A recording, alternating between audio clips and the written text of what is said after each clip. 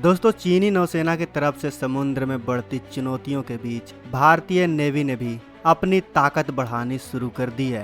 भारत सरकार ने भारतीय नौसेना को पहला स्वदेशी एयरक्राफ्ट कैरियर आईएनएस विक्रांत को सौंपकर इस दिशा में पहला कदम बढ़ाया है। अब भारतीय नौसेना के पास 2 एयरक्राफ्ट कैरियर आईएनएस विक्रांत और रूस में निर्मित आईएनएस विक्रमादित्य हो गए हैं, जिनकी मदद से भारतीय नौसेना देश के 2 छोरों पर समुद्री सीमा की सुरक्षा कर सकेगी।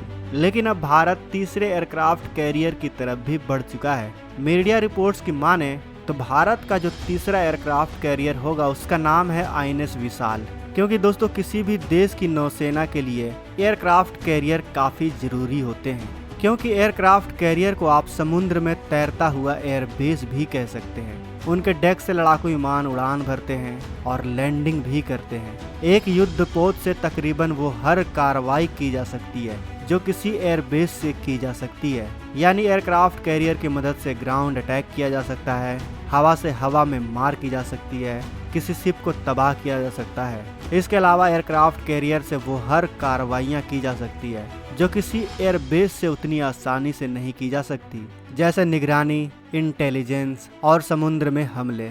ऐसे में दोस्तों, एक बात तो साफ है कि भविष्य में भारत तीसरे एयरक्राफ्ट कैरियर के बाद भी चौथा एयरक्राफ्ट कैरियर तो जरूर ही बनाएगी। ऐसे में एक सवाल तो है दोस्तों कि भारत का जो चौथा एयरक्राफ्ट कैरियर होगा, आईएनएस विराट या फिर कोई और जो भी नाम हो, वो क्या न्यूक्लियर एनर्जी से चलने वाला एयरक्राफ्ट कैरियर होगा? क्योंकि दोस्तों, एक न्यूक्लियर एयरक्राफ्ट कैरियर की बात ही कुछ और होती है। एक न्यूक्लियर एयरक्राफ्ट कैरियर 25 से 30 सालों तक बिना रुके बिना थके समुद्र में देश की रक्षा कर सकता है, और साथ ही साथ उस देश की ताकत भी कई गुना बढ़ जाती है, जिसका अंदाजा आपको यह वीडियो देखकर लग जाएगा। इसलिए वीडियो के आखिर तक बने रहें। दोस्तों, क्या भारत न्यूक्लियर एयरक्राफ्ट कैरियर बना सकता है? क्या भारत के पास न्यूक्लियर एयरक्राफ्ट कैरियर बनाने की ताकत है? इसे जानने से पहले हम न्यूक्लियर एयरक्राफ्ट कैरियर की ताकत के बारे में जानते हैं।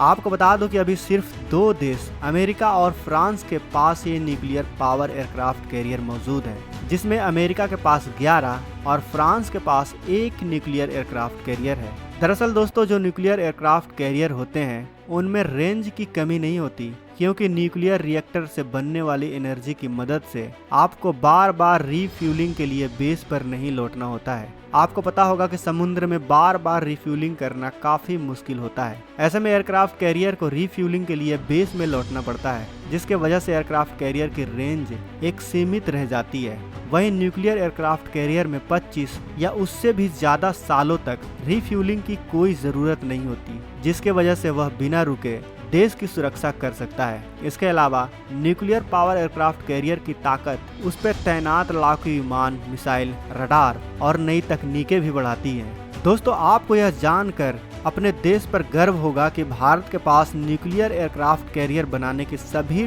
टेक्नोलॉजी मौजूद है, क्योंकि भारत ने अपना पहला स्वदेशी रूप से बनाया गया न्यूक्लियर पावर से चलने वाला आईएनएस अरिहंत है, जिसकी खासियत है कि वो बिना समुद्र के ऊपर आए 10 से 15 सालों तक भारत की सुरक्षा बिना रुके बिना थके कर सकता है। जब भारत न्यूक्लियर पावर से चलने वाली पनडुब्बी बना सकता है, तो भारत के पास न्यूक्लियर पावर से चलने वाली सुपर एयरक्राफ्ट कैरियर बनाने की भी सभी तकनीक मौजूद है।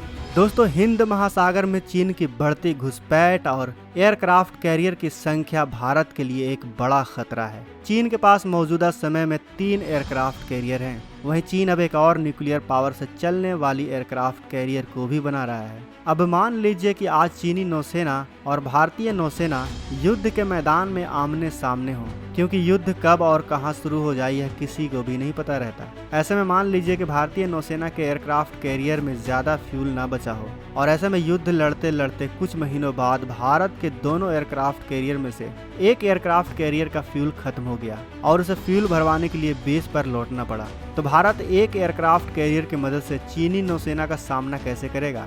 वहीं एक nuclear power super aircraft career को 25 सालों तक फ्यूल भरवाने की कोई जरूरत नहीं होती। ऐसे में न्यूक्लियर पावर सुपर कैरियर चीनी नौसेना के खिलाफ लगातार अपनी पूरी ताकत से हमला करता रहेगा और देश की वायुसेना और थल सेना की युद्ध में पूरी तरह से मदद करेगा। लेकिन दोस्तों, अब सवाल यह भी है कि भारत के पास टेक्नोलॉजी होते हुए भी आखिर भारत न्यूक्लियर पावर से चलने वाले सुपर एयरक्राफ्ट कैरियर को क्यों नहीं बना रहा है? तो दोस्तों इसकी वजह है वो ये है कि न्यूक्लियर सबमरीन जो होते हैं उन्हें कम एनर्जी की जरूरत होती है। इसीलिए न्यूक्लियर पावर सबमरीन के लिए न्यूक्लियर रिएक्टर को बनाने में कम समय और कम लागत आती है।